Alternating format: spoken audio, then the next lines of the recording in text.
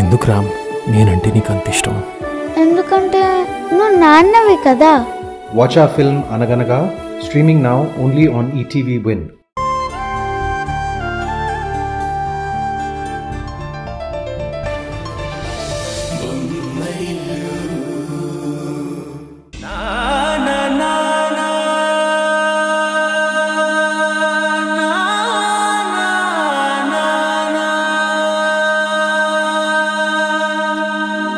మెల్లగా తెల్లారిందో ఎలా వెలుతురే తెచ్చేసిందో ఇలా పోసి నవ్వులతో మెరిసే పసిపాపల్లా చేదతో బావులలో గలగల చెరువులో బాతుల ఈతల కళ చేదుగా ఉన్న వేపను నమిలే వేళ చుట్ట పొగ మంచుల్లో చుట్టాల పిలుపుల్లో మాటలే కలిపేస్తూ మనసారా మమతల్ని పండించి అందించు హృదయం.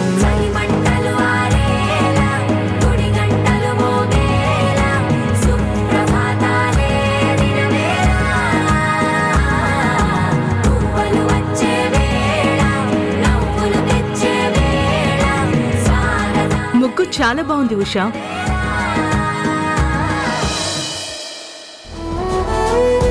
అక్క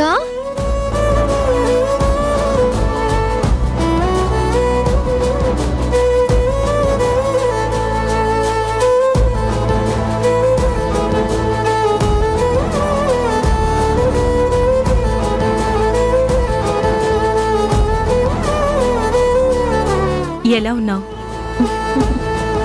భయంగా లేనక్క, సంతోషంగా ఉన్నాను. రేణు చెప్పిందిలే మీరిద్దరూ చాలా సంతోషంగా ఉన్నారు అని. మేమిక్కడ ఉంటామని కూడా ఈ పెంకి పిల్ల చెప్పుంటుంది కదా. హారిక వదిన మీ గురించి బాధపడుతుంటే చూడలేక చెప్పేశాను వదినా. ఏ నేనిక్కడికి రాకూడదా ఉషా? రాకూడదని కాదు, వచ్చిన వాళ్ళు మా పరిస్థితి చూసి బాధపడి వెళ్తున్నారు. మీ అందరినీ బాధ పెట్టడం ఎందుకని? మీ పరిస్థితి చూస్తే ఎవరికైనా బాధ అనిపించదా? పరిస్థితి ఏముందక్క, ఋతువుల్లాంటివి మారుతూనే ఉంటాయి. అయినా బాధ ఎందుకు? మేమిప్పుడు చాలా సంతోషంగా ఉన్నాం.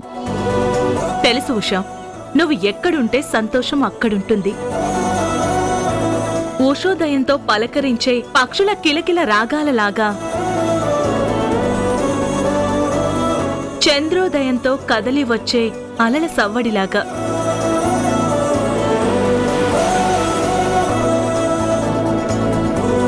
హారిక వదినా, నువ్వు కూడా కవితలు చెప్తున్నావా?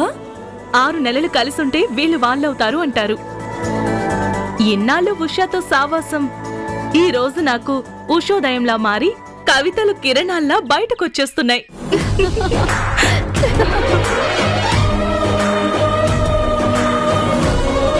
అయినా అక్క, నన్ను చూడ్డానికి రేణు వచ్చి తీసుకొస్తే కానీ నువ్వు రాలేకపోయావా? రావాలంటే మీ అడ్రస్ తెలియాలి కదా. అంటే మా బావగారు భార్యకు కూడా మేమిక్కడ ఉన్నామని చెప్పలేదన్నమాట. ఆయన మొదట పోలీస్ ఆఫీసర్, తర్వాతే నా భర్త. ఎన్నిసార్లు అడిగినా టైం వచ్చినప్పుడు అదే తెలుస్తుంది అంటూ దాటేసుకుంటూ వచ్చారు. రేణు వస్తే గాని టైం రాలేదు. మా మంచి బావగారు. బావగారు సరే, ఇంతకీ మరిదిగారెక్కడా? కనిపించట్లేదు. ఇంట్లో లేరా? ఉన్నారక్క, రాత్రి బాగా లేటుగా వచ్చారు, నిద్రపోతున్నారు. లేపుతాను. రాత్రి పబ్లో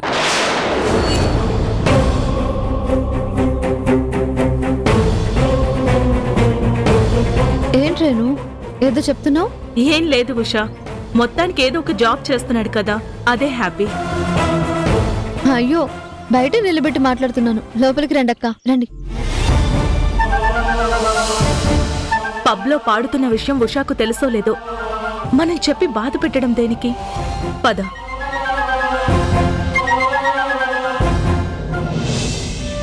ఇదే మా బొమ్మరిల్లు, ఇవే మా సోఫాలు. రండి, కూర్చోండి. వదినా, ఎప్పుడొచ్చావు? ఇప్పుడే కిరణ్. నేనిద్ర డిస్టర్బ్ చేసినట్టున్నాను. బాలేదాన్ని వదినా, ముందు కూర్చో. కూర్చోరేను. మమ్మల్ని చూడడానికి నువ్వు వస్తే డిస్టర్బెన్స్ ఎలా అవుతుంది? చాలా సంతోషంగా ఉంది. కానీ నాకు సంతోషంగా లేదు కిరణ్. ఇలా మీకోసం వెతుక్కుంటూ రావాల్సిన రోజొకటొస్తుందని నేనెప్పుడూ అనుకోలేదు. పరిస్థితుల ప్రభావం వల్ల ఇలా సీక్రెట్గా ఉండాల్సి వస్తుంది వదినా. నీ ఇల్లును వదులుకున్నావు, నీ హక్కులు వదులుకున్నావు. పంతానికి పట్టింపులకు పోయి బ్రతకడానికి కష్టపడుతున్నావు.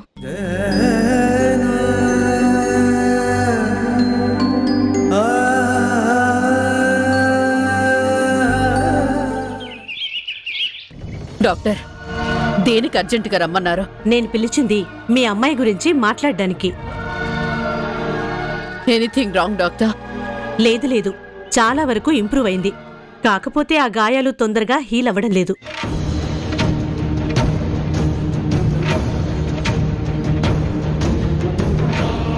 మా టీమ్ ఆఫ్ డాక్టర్స్ ఆలోచన ప్రకారం నిషాకి ప్లాస్టిక్ సర్జరీ చేయాలి.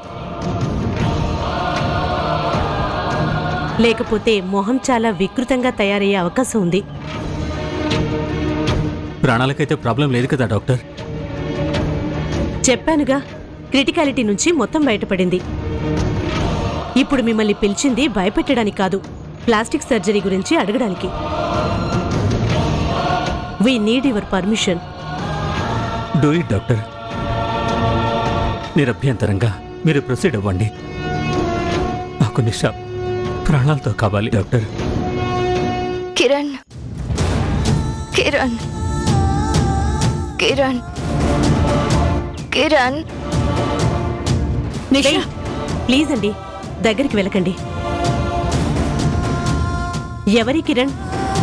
లోపలికి రాగానే మాకు వినిపించే ఒకే ఒక్క పేరు కిరణ్.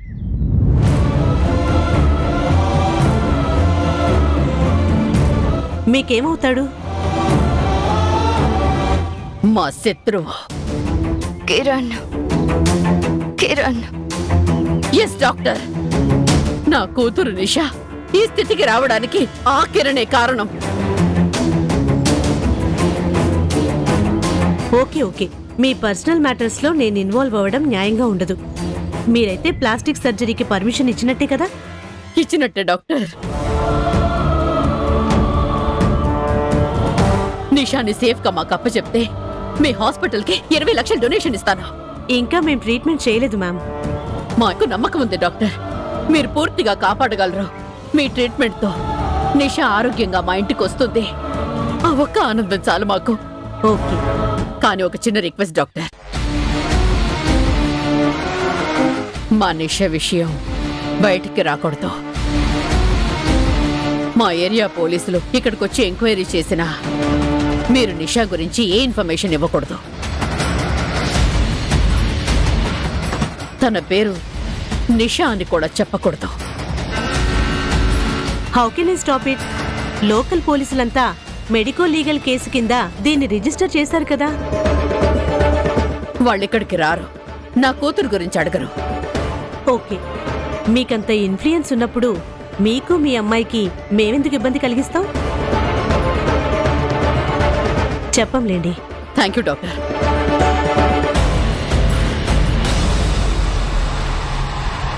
అమ్మా నిషా, నేను మమ్మీని, డాడీ కూడా పక్కనే ఉన్నారు. అమ్మా, నిషా, అమ్మా, అమ్మా, అమ్మా. ఏమండి, మన అమ్మాయి మాట్లాడుతుందండి. నిషా గొంతు విప్పి మన గురించి ఆరా తీస్తుందండి. నిషా, వద్దండి. మీరు ఎక్కువగా ఎమోషనల్ గా మాట్లాడితే తను సైకలాజికల్ గా బాగా డిస్టర్బ్ అయ్యే ప్రమాదం ఉంది. ప్లీజ్.